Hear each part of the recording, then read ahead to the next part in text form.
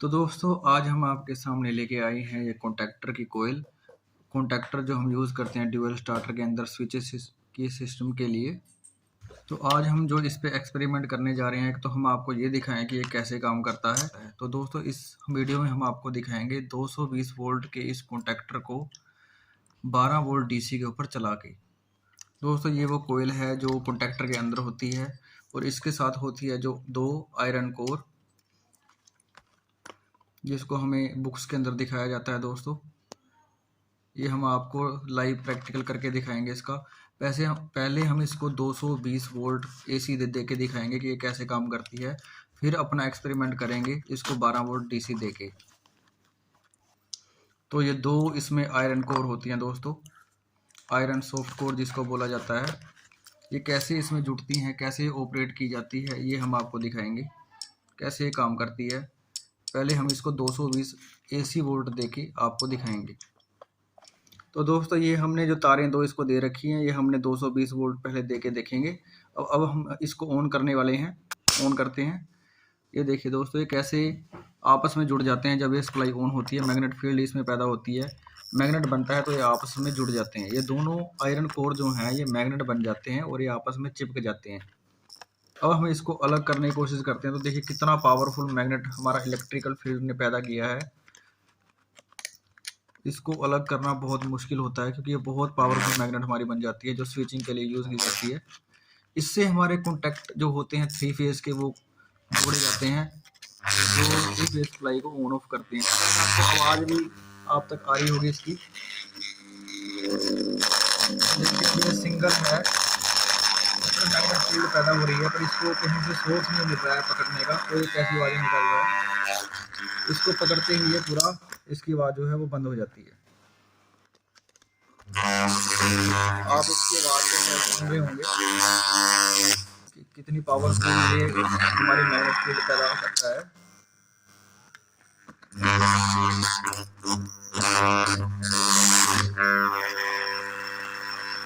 तो दोस्तों ये हमारा कॉन्टैक्टर जो कोयल है हमारी, ये ऐसे काम करता है। इसके अंदर यही दो चीज़ें होती हैं, एक कोयल होती है और ये हमारा आयरन कोर होती है। इसमें जो आयरन कोर होती है दोस्तों उसमें इतना गैप होता है, तकरीबन इतना गैप, और ये इतनी दूर से इसको ऐसे खींच लेता है, इतनी दूर से इतना गैप इसमें होता है। और इनको अलग करने के लिए एक स्प्रिंग इनके अंदर डाला होता है, जिससे अगर ये हम स्विच ऑफ करते हैं, इसको इसकी सप्लाई बंद करते हैं, तो स्प्रिंग के जरिए अपने आप ऊपर उठ जाता है। जैसे हम इसको टेस्ट पेन से ऊपर उठा रहे हैं, इसमें एक स्प्रिंग लगा होता है जो इसको ऊपर उठा देता है और स्विच को ऑफ कर देता है। तो अब हम 220 वोल्ट इसमें से खोल लेते हैं और हमारा जो आज का हमारा एक्सपेरिमेंट है 220 वोल्ट को 12 वोल्ट देने का। अब हम इसको 12 वोल्ट दे के देखेंगे कि ये काम करता है या नहीं करता है। तो दोस्तों अब हम इसके साथ 12 वोल्ट को जोड़ने वाले हैं। इसके लिए हमारे पास जो सोर्स है, बैटरी का सोर्स है हमारे पास 12 वोल्ट बैटरी का, उसको हम इस जैक को हम उसमें कनेक्ट करेंगे और इसकी आउटपुट जो है हम इसके टर्मिनल में लगाएंगे, एक में पॉजिटिव और एक में नेगेटिव।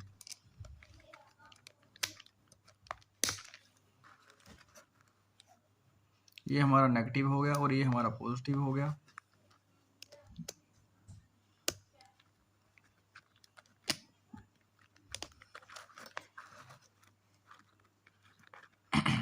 तो अब हम इस जैक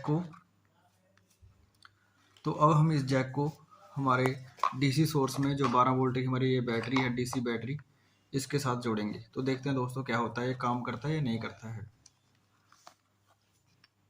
हम अपनी आयरन कोर को वैसे ही रख लेते हैं। तो जैसे हम ये जैक इसमें लगाते हैं, इसमें 12 वोल्ट आ जाएगी दोस्तों।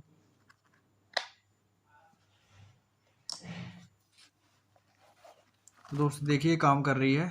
जैसे हमने 12 वोल्ट दी इसको, ये बहुत ही पावरफुल मैग्नेट बन गई है, ये खुल भी नहीं रही है। मतलब इस कोयल ने, इस रिले ने काम किया है 12 वोल्ट पे भी, जो 220 वोल्ट के लिए बनी होती है। तो दोस्तों अब हम आपको प्रूफ करके दिखाएंगे कि जैसे अभी इसकी पकड़ बनी हुई है, अब ये स्विच ऑन है, तो हम अगर इसको खोलेंगे, जैक को हटाएंगे, 12 वोल्ट को हटाएंगे, तो दोस्तों ऐसे ये डिस्कनेक्ट हो जाती है। ऐसे इसकी मैग्नेट जैसे ख़त्म हो गई है। तो ऐसे ही होता है जब हम सप्लाई बंद करते हैं दोस्तों, तो ये अलग हो जाते हैं, और जैसे इसको हम सिंगल फेस देते हैं तो ये ऑन हो जाती है।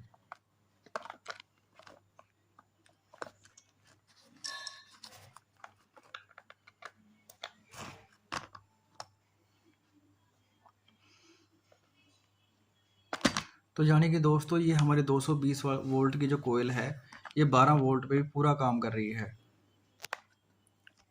अब हम आपको दोस्तों एक इंटरेस्टिंग बात इसमें बताने जा रहे हैं। इसमें जो हमारी कोयल है, जो मैग्नेट फील्ड पैदा कर रही है, वो कोयल इंडक्टर का काम भी कर रही है। तो दोस्तों जैसे कि हम अब इसको 12 वोल्ट दे रहे हैं, तो वो डीसी को एसी में भी बदल रही है। जो हमारा वो इंडक्टर का काम कर रही है, वो 12 वोल्ट को 220 एसी में बदल रही है। ये हम तो ये देखिए दोस्तों, ये 12 वोल्ट है हमारी। हम आपको टेस्टर से चेक करके दिखाते हैं ताकि आपका डाउट क्लियर हो जाए।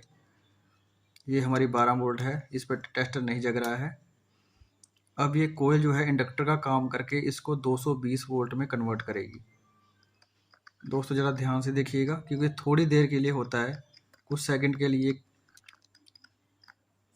तो ये देखिए दोस्तों, मैं थोड़ा टेस्टर पे फोकस करता हूँ तो आपको दिख गया होगा अभी। इससे ये प्रूफ होता है दोस्तों, जो हमारी कोयल है वो एक इंडक्टर का काम भी कर रही है। वो 12 वोल्ट डीसी को 220 वोल्ट एसी में भी बदल रही है। तो दोस्तों अब हम आपको एक और इंटरेस्टिंग बात बताते हैं। आपने बुक्स में पढ़ा होगा और सुना होगा कि अगर हम लोहे को किसी मैग्नेट फील्ड में काफ़ी देर तक रखते हैं तो वो चार्ज हो जाती है। तो आप ये भी सोचिए कि ये कितनी देर तक मैग्नेट फील्ड में रहता है, ये आयरन कोर्स जो हैं, तो ये क्यों नहीं चार्ज होती।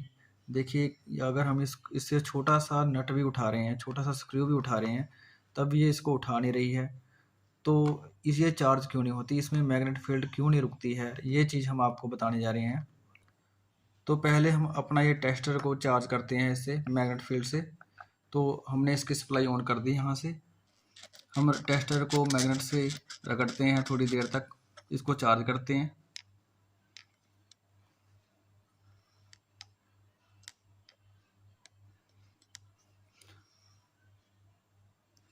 तो जैसा कि आप देख रहे हैं कि मैग्नेट फील्ड में थोड़ी देर तक रहने के बाद ये टेस्टर के ऊपर जो लोहा लगा हुआ है ये चार्ज हो गया, और ये स्क्रू को कैसे मैग्नेट की तरह उठा रहा है। तो ऐसे ही दोस्तों जो मैग्नेट इसके अंदर लगी हुई है, ये जो आयरन कोर इसके अंदर लगी हुई है, ये मैग्नेट क्यों नहीं बनती है, ये इसको अट्रैक्ट क्यों नहीं करती है, ये मैग्नेट की तरह काम क्यों नहीं करती है। ये आपस में जुड़ने के बाद जो है अपनी मैग्नेट को डिस्चार्ज कर देते हैं। जैसा कि हम कैपेसिटर को अगर चार्ज करते हैं, उसको शॉर्ट करने के बाद वो अपना चार्ज खो देता है, वैसे ही ये अपनी मैग्नेट पावर को ऐसे आपस में जुड़ने के बाद खो देते हैं। और ये ज़रूरी है दोस्तों, क्योंकि अगर इनमें मैग्नेट फील्ड रहेगी तो ये हमारा स्विच प्रॉपर काम नहीं करेगा और ये अलग नहीं होंगे, यानी कि हमारा प्रॉपर से स्विच ऑफ नहीं होगा। इसलिए दोस्तों इसमें मैग्नेट फील्ड ज़्यादा देर तक नहीं टिकती। तो दोस्तों अभी हम इसको ओपन करके थोड़ी देर तक एक सिंगल आयरन कोर को चार्ज करके देखते हैं। चार्ज करके आपको दिखाते हैं कि इसमें मैग्नेट फील्ड टिकती है या नहीं टिकती है।